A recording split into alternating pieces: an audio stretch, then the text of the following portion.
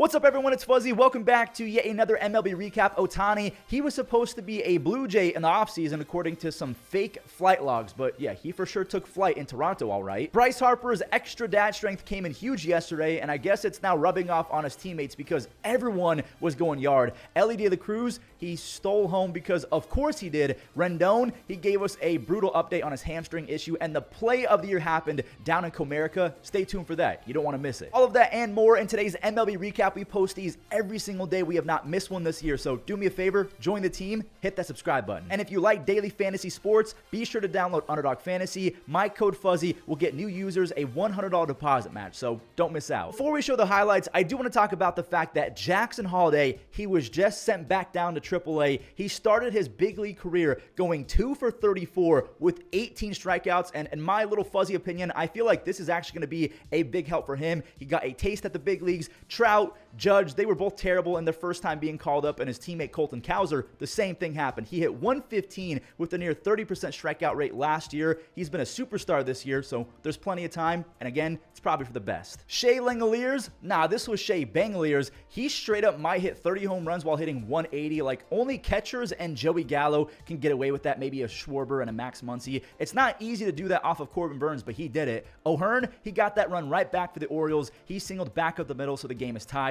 Well, it was tied. Mullins, he bashed his 6th home run. He's on pace for a near 40-40 season. He has 6 home runs, obviously, and 5 stolen bases. Burns, he was very good the rest of his start. He struck out 6 on 3 base hits allowed. He's out after 6. Now we head to the 9th. Craig Kimbrell, he's going for career save number 425. Too bad he was awful. He walked multiple hitters, which is always bad because I feel like that happens more often than not after you walk a few guys. Toro, he tied it on a double to deep right. McKenna, he couldn't get there. Kimbrell, he then spiked a slider. JJ Bleday, he's going to try and take the lead. He's safe, but wait, Baltimore, they're going to review it. The call is overturned. He was out, so this game is going to need extra innings. Shea, he's at first base, and for a catcher, he can move. Rooker, he flies one just past Cowser and left, and Shea, he's going to fly around to put Oakland up by 1, which can only mean one thing. It's Miller time. Mason Miller, he strikes out Gunnar Henderson on a heat-seeking missile, 102 straight past them. He got the fist bump going. He has 7 saves, and to be honest with you, I feel like the A's aren't as bad as everyone says. If you're up by 1, just let Mason Miller take you home. Before we show the Angels and Twins game, I got to give an update on Anthony Rendon because he gave the update himself, and it's a sad one. He has a partial tear in that hamstring, so he's going to be missing anywhere from a couple weeks to a few months. He was hitting .395 with a near .450 on base his 11 games before getting injured. I'm praying that he can find his groove again when he gets back, because if not, this 7-year, $245 million contract is going to go down as one of the worst in the history. It's already one of the worst, but if he can't come back and play like he was playing before he got injured, it might actually go down as the worst contract ever. Carlos Santana went 425 feet for his 1,000th career run scored. Buxton, he brought home the speedy Willie Castro and Sandoval. He just cannot put hitters away consistently. I don't know what happened ever since the WBC. He's been terrible. Bailey Ober was sick yet again. He was perfect through 3 innings. He was using his off-speed perfectly. Sandoval, you should take some note, buddy. The Twins got another with 2 outs. Castro, he scores again after Jeffress hit an RBI single. Santana, he drove in his 2nd run. That one bounced off the glove of Rengifo. Sandy, by the way, has a 6.6 ERA. Bailey Ober, he was filthy. 5 no-hit frames. He walked a few, so no perfect game. Rengifo, he's going to break it up. He blooped in a single. Now, the Halos did get 1 across on a Nolan Shanuel ground out, and then he clutched up later in the 8th, so it's 4-2 Halos. Just kidding. Minnesota got that run right back on a Willie Castro double. He's hitting .400 with 7 RBIs over his last 7 games. Zach Neto, he stepped up big time. His 3rd base hit of the night made it 5-3. He sets up Trout as the go-ahead run, and dude, Trout has kind of been like extremely bad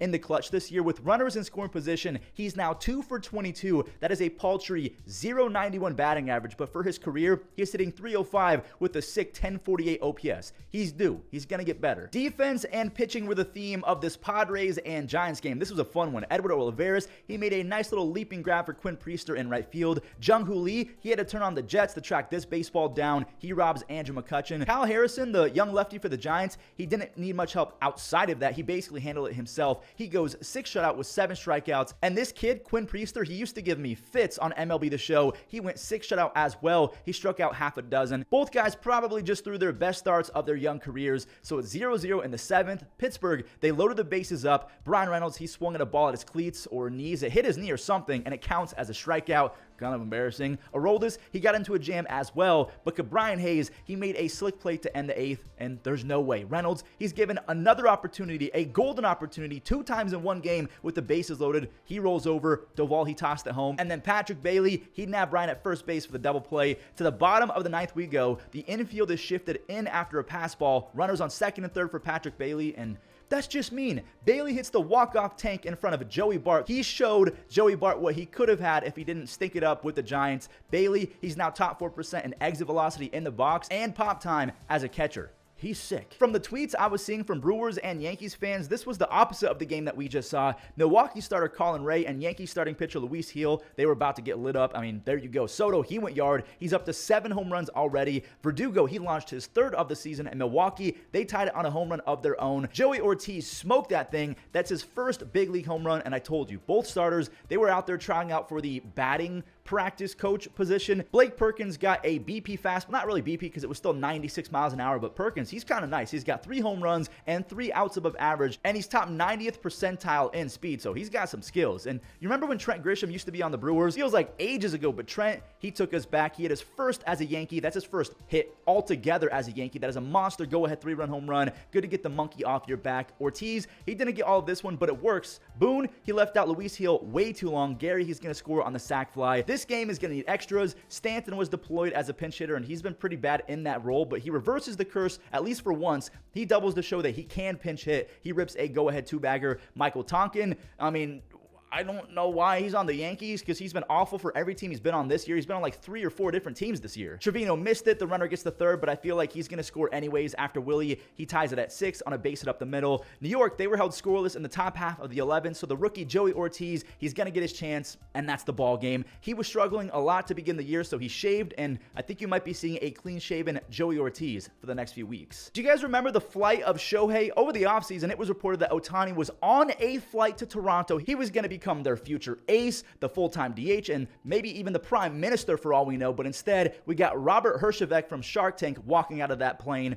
That was hilarious. Obviously, Ohtani took his talents to LA, and Jays fans, they were booing him relentlessly, and Shohei said, hey, I respect their passion. He also respects Bassett for giving him a cookie, a very kind gesture after getting booed. Ohtani, he has 7 home runs now. He's actually tied for Dave Roberts for the most home runs ever hit by a Japanese-born player as a Dodger. Yeah, if you did not know, Dave Roberts, he is half Japanese. He hit 7 back in the day with the Dodgers. Freddie, his hot streak continued with an RBI, and same for Will Smith. LA has 3 of the 4 top batting average guys, and Mookie Betts, Will Smith, and Shohei Ohtani. Muncie's never going to hit 300 unless we're talking about 300 career home runs. That ball was in the air for almost 7 seconds. Muncie now has 185 career home runs. Maybe he's going to get there. I don't know. Gavin, his luck is starting to turn a little bit. See what I did there? He got jammed, but again, his luck is finally starting to turn his way. He singles in Teoscar Hernandez. Will Smith, he turned on a pitch for a 2nd home run. He's up to 21 RBIs. Mookie Betts, he had an RBI double. He's hitting 382 with 22 RBIs. The Dodgers rookie Gavin Stone, he was really good. He was stone cold. Okay, my bad. But he was very good. 7 innings of 2-hit baseball. He only struck out 2, but see, kids, missing barrels and getting weak contact, sometimes it's just as fun as strikeouts, unless you're playing MLB The Show and you want to throw your controller when a weak hit happens. LA ran it up to 12 runs on some sac flies and a bunch of other stuff, and Biggio, he lined out with the bases loaded. So if we talk about the Jays as a whole, their team batting average with runners in scoring position now sits at 202. That is the 5th worst in all of baseball. The Jays fall to a game under 500, and the same can happen for the Padres if they're not careful here. It's just not really their fault that they ran into the dad strength Phillies. Bryce Harper and his wife welcomed their 3rd child, and for the 2nd game in a row, he went yard. Like, it seems to be contagious at this point because Schwarber, that is Schwarber's 100th career home run as a Philly. Harper, he launched another, obviously we just talked about it, and it seems like everyone has dad strength now. Brandon Marsh went yard for the 6th time this year. He's butting into a 5-tool star.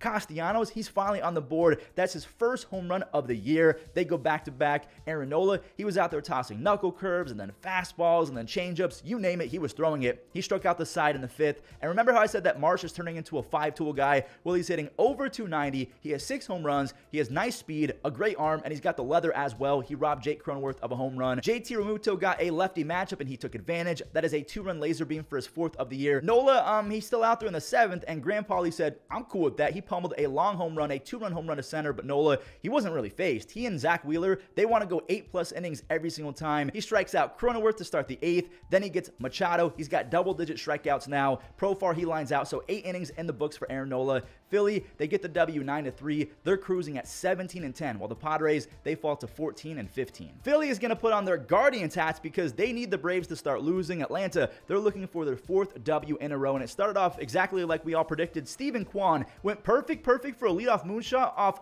Chris Sale for his 3rd home run. His barrel rates are up nearly 20%. I'll spoil it right now. That just kind of angered Chris Sale, and he flicked Cleveland off his shoulder like an annoying little gnat. His dual mate Logan Allen, he handed Atlanta free runs in the 4th, and I mean, just not great. Ozuna, he ripped one down the line. He's up to 31 RBIs now, which is insane for the first month of a season. Michael Harris, he blooped one in. He plates Ozuna. That's it for the 4th inning, but Albies, he's going to get another rally started in the next frame. It's cool to see him healthy. He missed a few weeks with an injury, but yeah, he's doing his thing. J-Ram dropped a free out at 3rd, so naturally Matt Olson rubs it in Cleveland's face. We head to the 6th. Ronald, he walks. Tyler Beede, he picked off 3 times, and you can't do that because if he's safe on the 3rd, it's a free advance to the next base. You can't go 3 disengagements without getting an out. Ronald, he can then basically cartwheel home as Ozzie got a 2nd base hit of the night. Orlando Arcia, he leaves everything. He's got 2 home runs in Cleveland. They were acting and pretending like they were going to make a comeback as David Fry knocked in Freeman. Ramon, hey buddy, that's a strike. He yells fun, and then Austin Riley, he throws out Arias to end it. So Atlanta, they've won 10 of their last 11. I feel kind of defeated because that was Cleveland's first big test of the year, really, and it wasn't great. But the worst part is, for the rest of baseball, they let Chris Sale find his arm slot. He punched out 6 over 7. He retired the final 17 batters that he's faced. As a baseball fan, it was kind of fun to watch because I do miss prime Chris Sale, but yeah, he tore my team up. The timing of this series could not be worse because Kansas City, they're looking for their 17th win, and they're facing off against the Tigers, and no disrespect to the Tigers, but they're not the Braves. Bobby Witt Jr., he started off the scoring with a sac fly. He brought home Adam Frazier. Now, staying with Adam Frazier, is that the play of the year? I didn't even know that Frazier could play the outfield, let alone scale a wall to rob a home run and then complete the double play. Seth Lugo, he appreciates it, and he bottled that momentum up, and he used it to hold the Tigers scoreless through 7. He had 9 strikeouts. Seth Lugo, after being really good for the Padres last year as a starter, he has a 1.6 ERA in his first 6 start as a Royal. It's just kind of crazy that he used to be a Mets reliever. We're going to skip to the 9th because the Tigers, their bullpen imploded, which is not usual of them. Holton walks Nelson, then he hits Frazier to give him a free RBI. He then hit Kyle Isbell. You got to kind of feel bad for the kid at this point. Michael Garcia, he stepped in and he ripped one through the 3rd base and shortstop gap. He has 18 RBIs despite the fact that he's hitting 214, but when you're hitting 330 with runners in scoring position, yeah, that'll do that. Bobby Witt Jr. then blew the doors open on this one, and we got to see him fly. That is a stand-up triple. He was thinking about going home, but the coach held him up, like, let him go home. You're up by 7 at that point, or 8, whatever it is. It's basically an inside the Parker now because Vinny, his sac fly does the job. The Tigers' pen has been really good this year, so they'll shake it off, but I do want to give a quick little tip of the cap to Reese Olson. He shoved for 8 punch outs on just 3 base hits. In terms of run support, he's getting some of the lowest run support of any starting pitcher in baseball. Only 2.4 runs per game. This time he got shut out. But check out the Royals. They're 17-10. They've won 4 in a row. Look at these ERAs. Cutter Crawford came into this game with a 0.66 ERA, and Shota, he had an insane 0.84, so this is going to be a fun matchup. Chicago, they started it early. Matt Mervis's hands got to be stinging, but hey, it was worth it. Pete Crow Armstrong, he then delivered. He makes it 2-0. We're going to call him PCA for the rest of this recap. So for the first time, Cutter Crawford has allowed more than 1 run in a start this year. More traffic for Cutter. This time in the 4th, PCA, he bunts, and Dansby deked him out. He was going to go back to 3rd, then he flies home. Just can't really happen when you're facing Shota because he got Devers. He then got Bobby Dahlbeck and Manuel Valdez. Same thing. He was carving until Tyler O'Neill got him, and O'Neill's been locked in since the first game of the season, so no surprise there, but Shota's reaction was priceless. He's not used to a guy being able to go 400 to dead center on a dotted fastball outside. That's impressive. Tyler's now going to have to show off his arm, but it's late. It's 4-1 Cubs. Tachman, he stole 3rd for his first stolen base of the year, and that's just mean. The infield was in. Morel, he chopped it in for an RBI. Bush and Morel, they flew around to score on a Patrick Wisdom base knock, and would you look at that? The Cubs are now undefeated in games that Shota has started. He was really good again. He allowed 1 run over 6 1/3, so his ERA actually went up, but that's how good he's been. They're looking very impressive talking about the Cubs. They're 17-9. What about the other Chicago team, the ugly duckling of the city? Oh, wait, they actually kind of beat up the Rays. Tommy Pham, he finally is on the big league squad. He singles in his first at-bat. Nothing got going, though. It's still scoreless in the 3rd. Vaughn, he changed that on a sac fly. Zach Eflin was not his best in this game. Paul DeYoung, he kind of proved that. He made it 2-0 on a single in the 4th.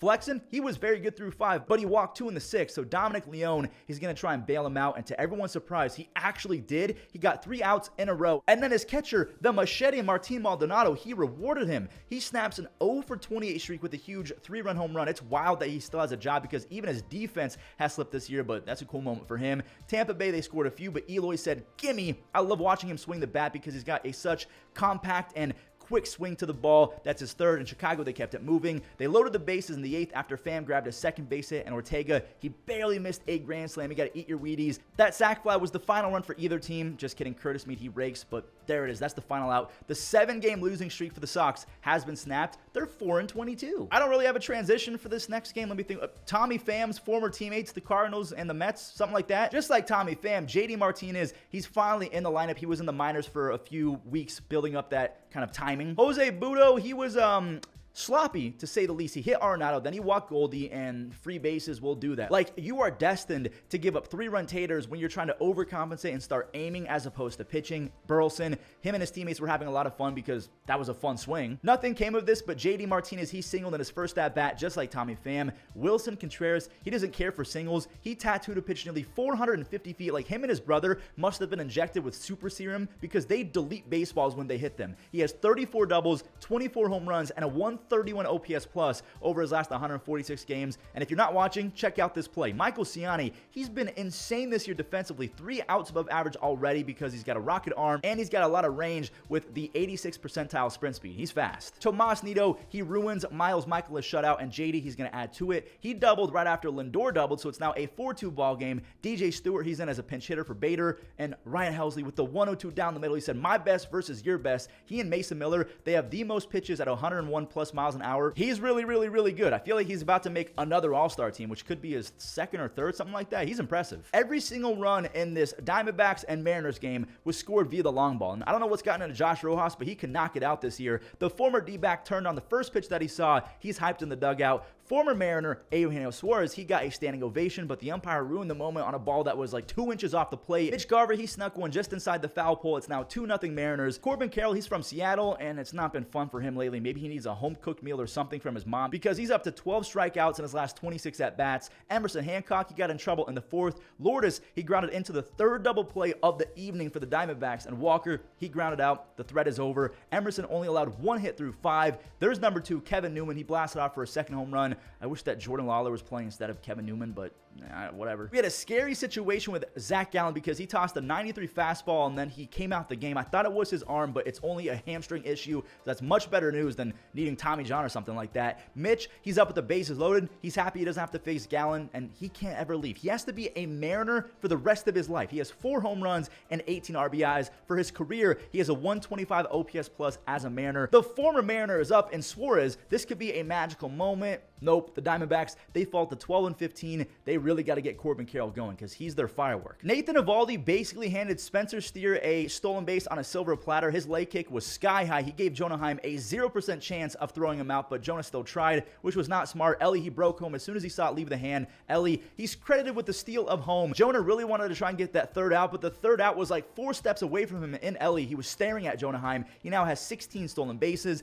Evan Carter, he tied it on his 5th home run. He's really found that power stroke as of late. Ellie, he's trying for a 2nd of the night, and obviously he's going to get it. He has 17 stolen bases. He's on pace for 106. Nathan Eovaldi, he worked his way out of it. He kept Cincinnati off balance all night long, like kind of. He got through 6, but he walked 5. He somehow kept getting out of jams because he racked up 8 strikeouts. Now, he's not going to get the W, but his team is going to get the W because Marcus Semien, he charged up for a no-doubter, his 5th of the year. Kirby Yates, he's untouchable to start the year. Jonathan India can't catch up to the fastball. Kirby, he throws that infamous splitter. He strikes out back-to-back hitters. He wants 3 in a row, but Nick Martini, he ruins the fun. Kirby, he's now 4 for 4 in save opportunities, and don't forget, he had a 1.67 ERA and an insane 14 strikeouts per 9 from 2018 to 2019. Once upon a time, he was the best reliever in baseball. Marlins rookie Anthony Maldonado was making his debut in replacement of Jesus Luzardo, and he looked like he was having a blast out there. He got Joey Meneses to swing swing and miss for his first big league strikeout. Tim Anderson, he's up in the second.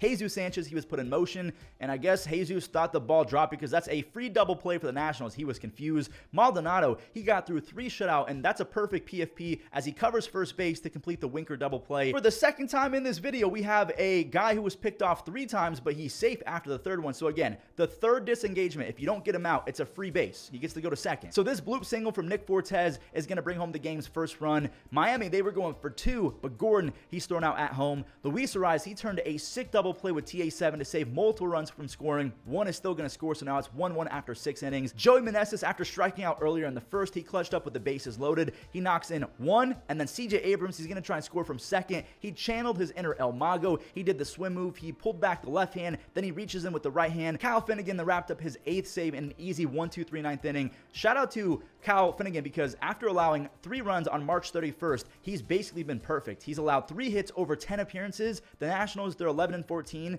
The Marlins are 6-21. That was a long recap, so if you made it until the end, all I want to say is thank you, thank you, thank you. Your support means the world to me. Have a great day and enjoy the web gems.